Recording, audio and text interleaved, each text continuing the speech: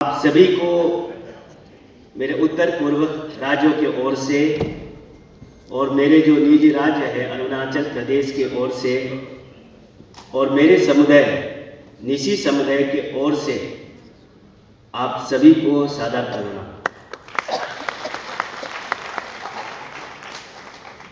कहते हैं कि there are 4 ways of communication, 4 प्रकार के वार्तालाप होते हैं।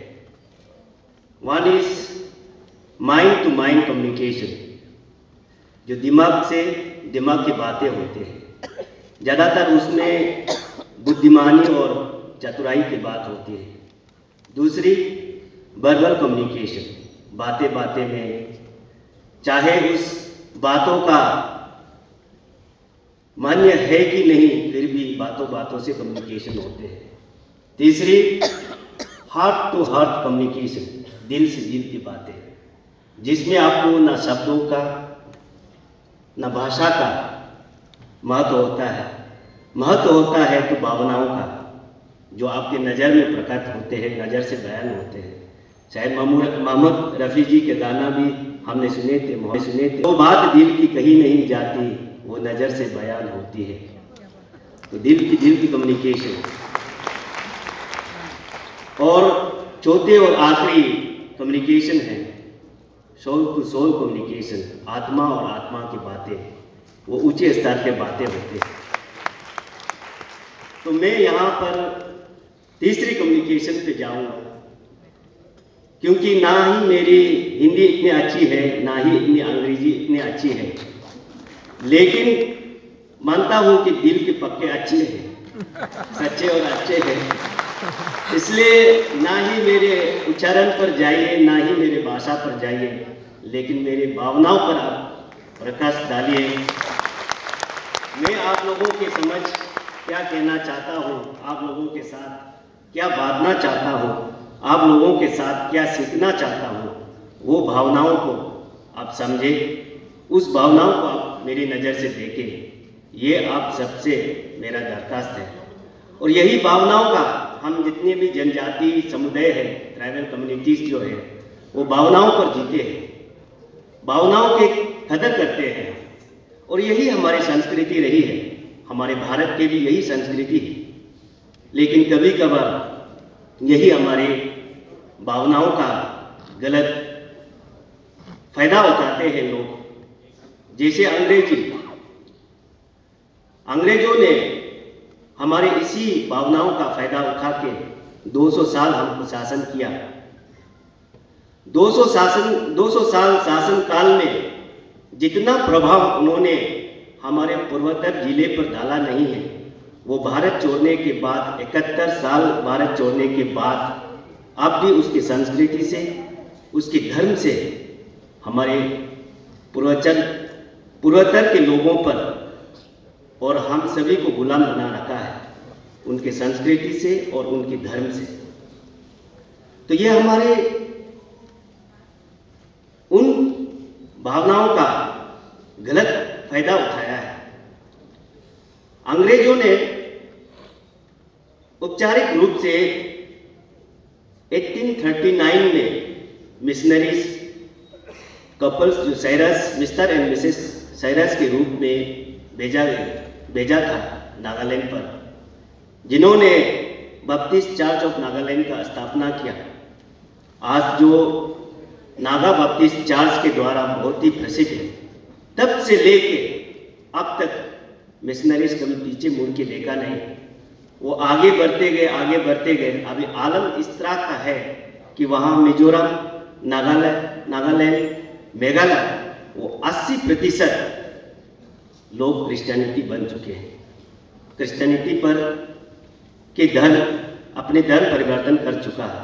अरुणाचल पर 30 और मणिपुर पर 40, कुल मिलाकर पूर्वोत्तर जिलों पर 22% क्रिश्चियनिटी कन्वर्ट हो चुका है। कन्वर्जन करना, धर्म अपनाना, इसमें 2 प्रकार है, अच्छाई भी है, बुराई भी है। लेकिन उस अच्छाई का क्या काम, उस अच्छाई का क्या मतलब, जो अपने अंतरात्मा को कुचल कर रख देता है। उस अच्छाई का क्या फायदा जो अपने संस्कृति, अपने परंपरा, अपने संप्रदाय को पैरों तले रोक देता है।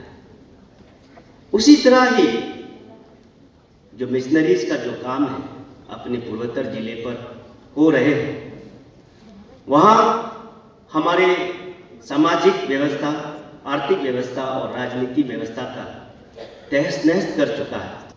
लेकिन मैंने जैसे कहा उसमें अच्छाई भी है। अच्छाई ये है कि आपके कल्याण आश्रम के सहयोग से, अपने संघ के सहयोग से अब इन जुल्मों को देखकर हमारे वहां के बुद्धिजीवी जाग उठा है, वहां के युवा जाग उठा है। अब वो समझने लगा है कि मेरी संस्कृति क्या है, मेरे धर्म क्या है।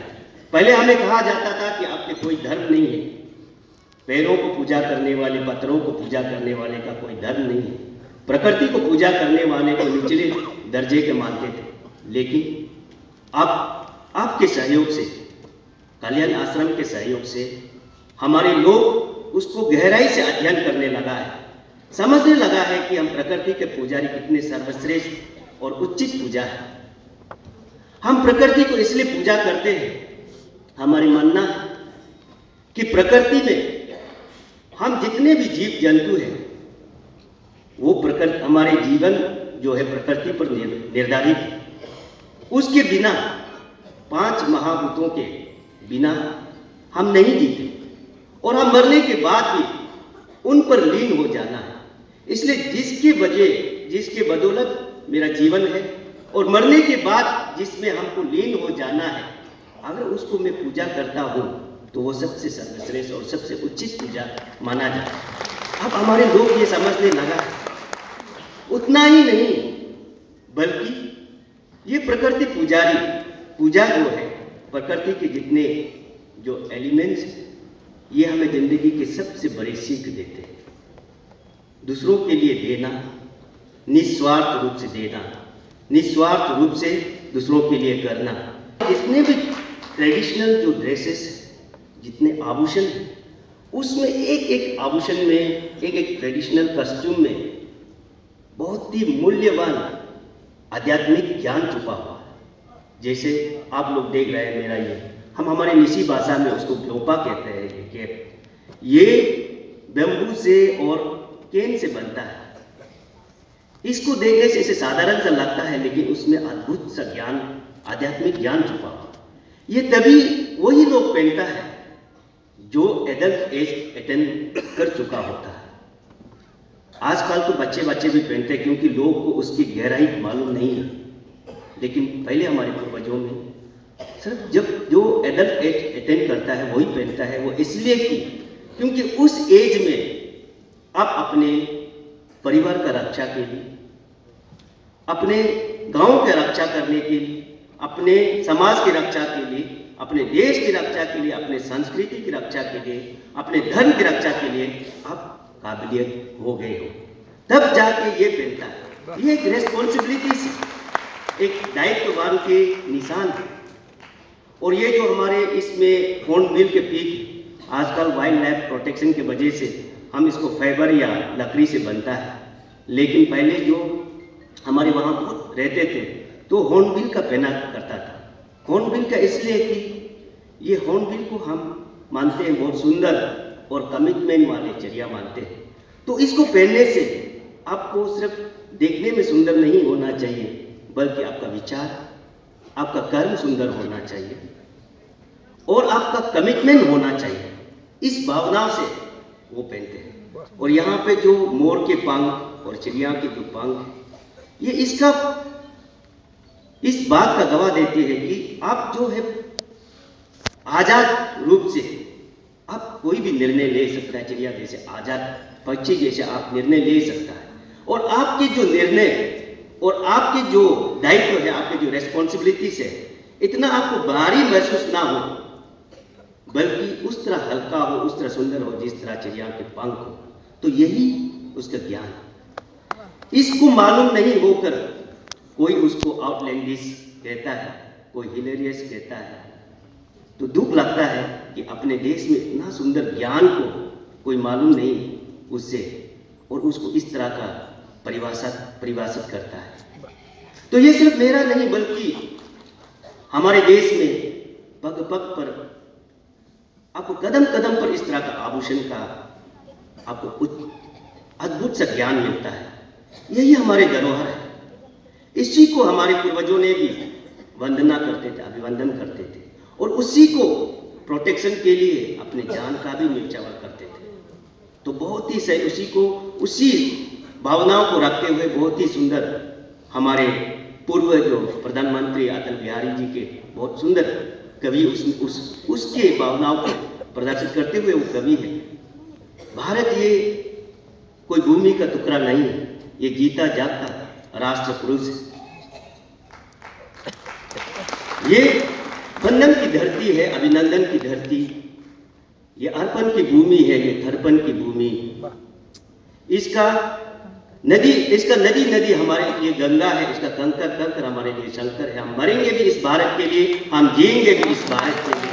मरने के बाद भी अगर हमारे आंखों को गंगा जल में बहते को उठा के सुनेंगे तो एक ही आवाज आएगी, भारत माता की। इसी भावनाओं को लेकर हम भी आगे बढ़ते हैं, हम भी उसी भावनाओं को लेकर जीते हैं, और यही हमको प्रेरित करते हैं और यही हमें हौसला देते हैं कि मैंने जैसे आपको बताया, हमारे जितना व्यवस्था को आज मिशनरीज ने जकड़ कर रखा है, लेकिन इस सोच, इस विचार हमको हमेशा प्रेरित करते हैं, हौसला देते रहते हैं। और हमें विश्वास है कि जिस तरह 200 साल अंग्रेज शासन को हमारे स्वतंत्र सेनानियों ने अंग्रेजों से मुक्त प्राप्त किया, उसी तरह जैसे भी हमें कभी ना कभी किसी दिन में इस संस्कृति को, इस मिशनरीज के मंसूबे को हम उससे भी मुक्त करेंगे, ये हम विश्वास रखते हैं।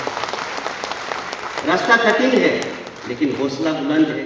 और हरिवंश राय बच्चन जी का वो कवि है, लहरों से डर कर नौका पार नहीं होती, कोशिश करने वालों की कभी हार नहीं होती। कोशिश हमारे जारी है। आप सबके सहयोग चाहिए, आप सबके प्यार चाहिए। लेकिन कभी कभी ये एक दुख की बात है, जब हम मध्यम और दक्षिण भारत में जाते हैं तो हमें लोग देख के ऐसा लगता है कि मानो हम दूसरे प्लानेट से आ तक और पूछता है कि आप कहाँ से। मैं बोलता हूँ कि मैं अरुणाचल से। तो अरुणाचल कहाँ है? तब जब मैं हिंदी बोलता तो और आंखें बाहर आते हैं, अरे हम हिंदी भी बोल सकते हैं। तो इस मानसिकता को हमें दूर करने की आवश्यकता है, और ये दूर ऐसा ही होगा जैसे हम अपने संस्कृति के आदान प्रदान होंगे, जैसे आप हमें बुलाते हैं, प्यार करते हैं, इसी से हम दूर होंगे। आप इसलिए मुझे दूसरे ग्रह के ना समझे कि हम भी अपने वेदों और उपनिषद को अध्ययन करने वाले लोग हैं। हम भी सनातन धर्म को मानने वाले लोग हैं। हम भी वासुदेव कुटुंबकम का और एकम सत्य विप्र बहुधा वेदांती को, उस विचार को मानने वाले हम भी। देशभक्त का खून हमारे रगों में भी दौड़ता है, तो इसलिए हम भारत के हम अभिन्न अंग, तो हम कोई अलग नहीं है। और इस भावनाओं को हम सभी आगे लेके जाएंगे तो जरूर हम फिर से एक सुंदर, समृद्धि और विशाल भारत देश खड़ा करेंगे, अखंड भारत खड़ा करेंगे। और इसको खड़ा करने में कोई भी दुनिया का कोई ताकत नहीं रोक सकता है। और इसी प्रार्थना के साथ में, इसी विश्वास के साथ में, मैं फिर से मेरे पूरे पूर्वोत्तर जिले के ओर से, मेरे अरुणाचल के ओर से, मेरे निशी समुदाय के ओर से, मेरे परिवार के ओर से आप लोगों को बहुत बहुत आभार प्रकट करता हूँ। और आप खत्म होने से पहले मैं आप लोगों से गुजारिश करता हूँ कि मुझे बहुत ही आनंद महसूस होगा कि अगर इस हॉल में मेरा दोनी पोलो का नारा गूंजे तो आप कृपा करके मेरे साथ में पीछे कृपा करके दोहराइए, आकर तो दोनी पोलो, आकर तो दोनी पोलो, भारत माता की। Thank you very much.